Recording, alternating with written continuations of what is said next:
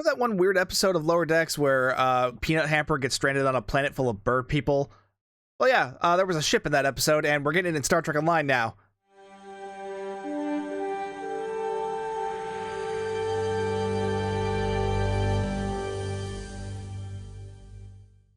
The Areore Juggernaut, yes, it's a Juggernaut, is going to be available on PC through the Infinity Lockboxes starting on November 14th, which should be when this video is going live, so today. Console, this will be available for you guys on December 3rd. Specifically, this is going to be a Miracle Worker Juggernaut. That's interesting. Let's get a look at the stats. It's got a hull modifier of 1.6, which is rather high, shield modifier of 1.15, 5-3 weapons layout, 3 device slots, a bridge officer. For the bridge officer seating, it's got a commander tactical / miracle worker, lieutenant commander engineering / intel, good combo, lieutenant science, lieutenant commander universal, and ensign universal. That is some pretty solid bridge officer seating. That is nice. That is nice to see. Consoles, 5 tactical, 4 engineering, 2 science, plus a universal because it's a miracle worker ship. Base turn rate of 6.5, not great. It's gonna feel pretty chunky, but that's to be expected with a Juggernaut. Impulse modifier of 0.15 and inertia rating of 60. Power bonuses are plus 20 to weapons and plus 10 to engines, so that's pretty nice. Can equip dual cannons, obviously. It's got the Miracle Worker innovation ship mechanic, cyclical quantum slipstream drive, again because it's a Miracle Worker ship. It's got its own console, got its own trait. It has a innate, they're calling it a innate power devastation lance, which that's interesting. I'm guessing this is like going to be what's replacing the typical Juggernaut array on this thing, which is okay. We'll see how that is. And it's got the Juggernaut mastery package, which has buffs to crit chance, crit severity, hull regen, and all damage, and a new starship trait.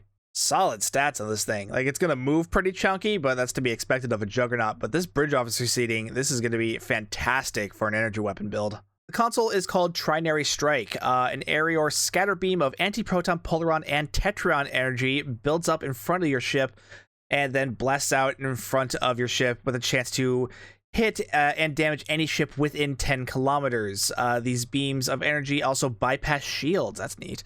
While the console is attached, it also increases your shield regen and kinetic damage resistance rating. That's dumb. Why does an energy weapon console buff shields and kinetic damage resistance? That should buff any of these damage types here. That's a stupid passive. Anyway, the tooltip, 135 targeting arc. So it's not going to be the description kind of implies that it's a full 360 targeting arc because it says all ships within range, but it definitely only has a forward-facing arc of 135 degrees, so keep that in mind.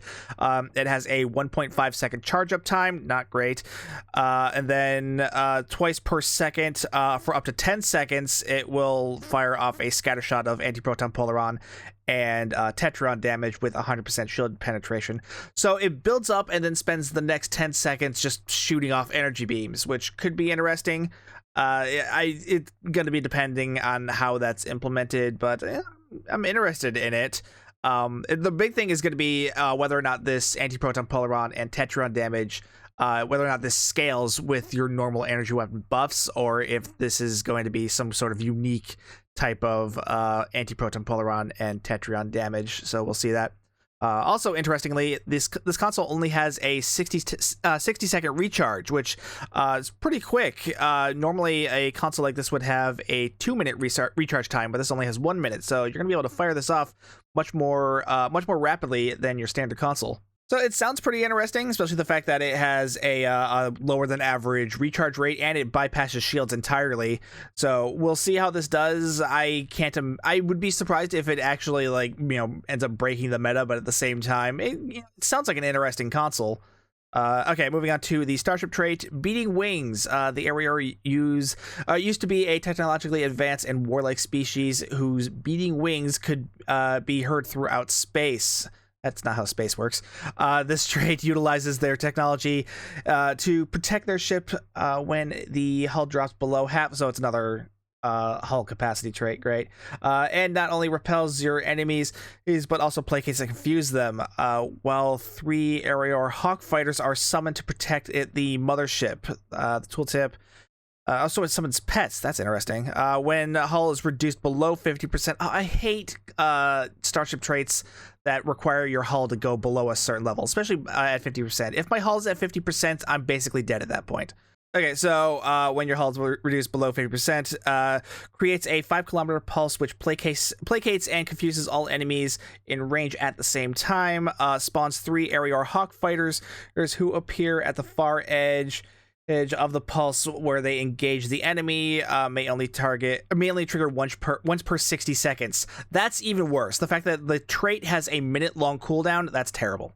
And this thing does have an innate power, which is the Devastation Lance, which is a little surprising. Usually Juggernauts have a Juggernaut array, but this is getting a unique Lance-type weapon, which again, typically Lance weapons are more something you would see on a Dreadnought, not a Juggernaut, but whatever. Deliver the full force of the Areore's Wrath as an energy created by the ship's systems is coalesced into a devastating combined beam of antiproton polaron and tetryon energy. It has a 180-degree arc. That's neat. Antiproton polaron and tetryon damage. So it's a lot like the console, except it has a 120 second recharge, though you can lower that if you have the Starship trait off the Shrike. So overall, the innate ability, the Devastation Lance, sounds interesting, but I doubt it's going to do like significantly better than any other Lance-type weapon. The Lance weapons, they're nice to have just because they're a power that you wouldn't normally have on any other ship, but they're rarely like game changers. The Starship trait sounds absolutely terrible because of the requirement that your hull has to be at 50% or lower, and the fact that it has a 60-second lockout time. Both of those completely ruin the Starship trait.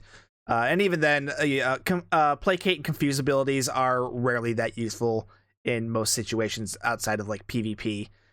The console, that could be interesting. Again, it's going to depend on how this thing scales with other damage buffs, because since it buffs, antiproton, polaron, and tetryon all at the same time, I wonder how that's going to be tied into other buffs. So it could be interesting, but the fact that it only has a 60-second recharge is pretty interesting. But the real thing to get excited about here is the ship stats itself, because this thing is going to make a fantastic energy weapon build with the combination of Miracle Worker and Intel. And the fact that they put the Intel seat on the Lieutenant Commander Engineering seat, that's really nice. So you're not going to be bogged down with too much engineering seating, which tends to happen with some ships.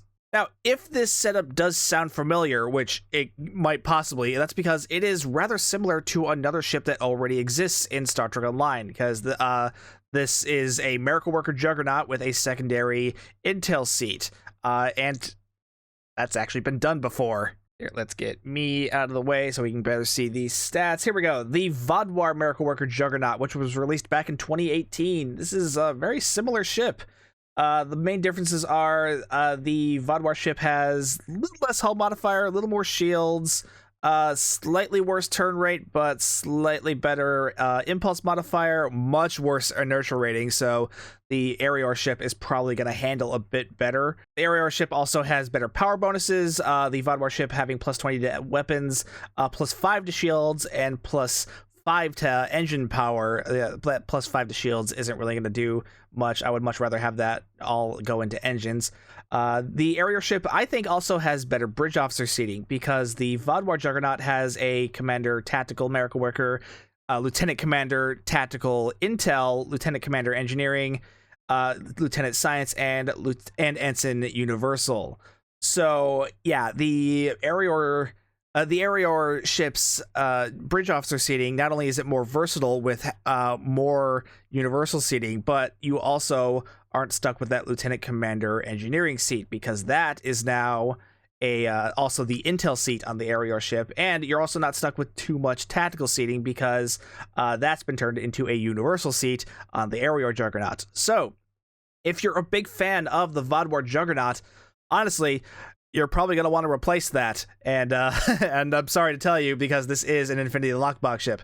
Of course, the Vaadwaur ship was a promo ship, so technically it is going to be slightly less expensive than the original Juggernaut. So yeah, that's something, I guess. So yeah, that is the Areore Miracle Worker Juggernaut. Honestly, I'm not going to go out of my way to get it, just because it's a lockbox ship. They're very expensive and they're single character unlocks, but this will probably be the ship I end up getting for next year's event campaign. I like the stats. I think the look is kind of neat too, and plus you guys know how much I love lower decks, so yeah, this is definitely going to be on my radar for next year's event campaign. But you know, the year's not over. We'll see what else is coming next, but odds are this is probably going to be the thing I'm going to try to get. Speaking of the event campaign, the last part of this year's event campaign is started on PC. That started on, where was it? Started on November 12th. Sorry, I'm a little late on this news, but that is going to be running for 3 weeks, which means that should be stopping around, what, January 3rd, I think? Yeah, January 3rd, that should be ending. And then on console, that's going to be starting up for you guys on January 14th. The last part of this year's event campaign is going to be the Feast, which is going to consist of the TFO's Bug Hunt and Swarm. So participate in either of those two, and you know, just do those every day, and then you will gain progress in the event campaign to earn your event campaign prize. Additionally, there will be its own TFO prize. This is going to be a Universal Kit Module Macro Virus Array. Once earned, every ship. Just once. Where's the details on the? Oh, here we go. More details.